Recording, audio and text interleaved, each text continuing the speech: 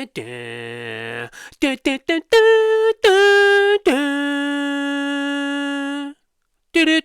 afternoon, Canada. I'm your host, Parmesan, and this is Niagara Due North. Here at Niagara Due North, we do things a little bit differently. So why don't you hit that like and subscribe button to get yourself a little bit of fresh political information for a change. As we approach the final stretch of the campaign trail, Mark Carney finds himself unscathed, unbattered, and unbruised from any scrutiny he has ever received. Has anyone seen anything like that before? Because his types have showed up before. Literally, Michael Ignatieff is almost the exact same as Mark Carney. He's just a Canadian that never lived in Canada, that didn't live in Canada for half his life, and then comes back to benefit himself. Pretty much the same story. And I don't think Stephen Harper did as good of a job as Pierre did this time. So, what is going on? Does Trump really have that kind of a hold on people in 2025? People hate Donald Trump that much.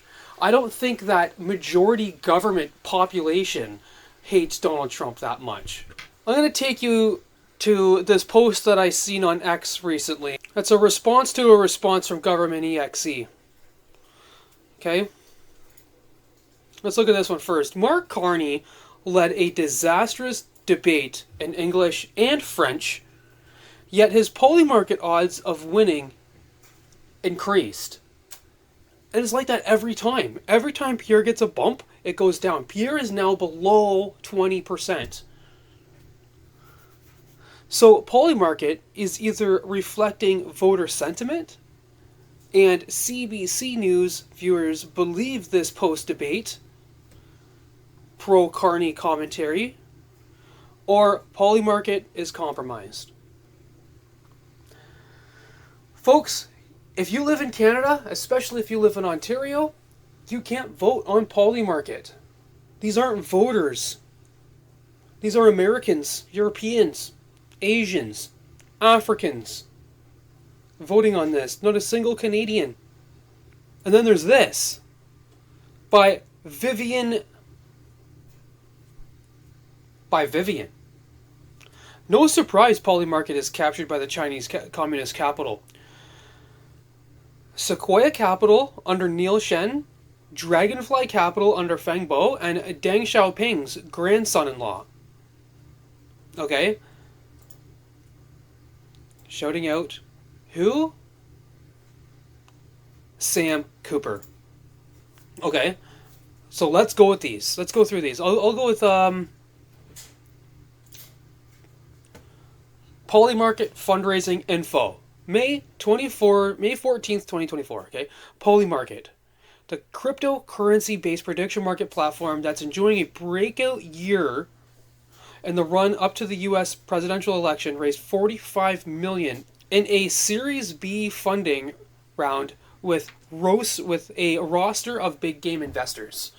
There's a Dragonfly Capital is in this. There's Polychain Capital, Dragonfly Capital. Let's go learn more about Polychain Capital. Polychain is a San Francisco venture firm that manages a cryptocurrency hedge fund of actively managed blockchain digital assets. Polychain adopted a strategy that required its investors to increase their original positions by hundreds of thousands of dollars, and those who didn't have such capital were forced out. This action was necessary as Polychain introduced changes to accommodate larger investors, and only a small number of backers were impacted. I don't know what that means. Yet another leg of the election compromised by China. This is how capitalism works, folks. They are forced to work in the best interest of your shareholders. So if that means a big China whale comes in and buys up your company and forces you out of power, that's how it goes. That's what happens when you go public. Guys, if you enjoyed this show today, please like and subscribe down below. I really hope that I didn't say anything wrong in this video, because YouTube likes to completely crush my videos. So please, if you could also share it so people can actually start watching it. I do pretty good stuff over here. I'm busy over the next couple days. My schedule's starting to get busy up as the season moves on. I'm always here for you, Tube. Have a good day, folks.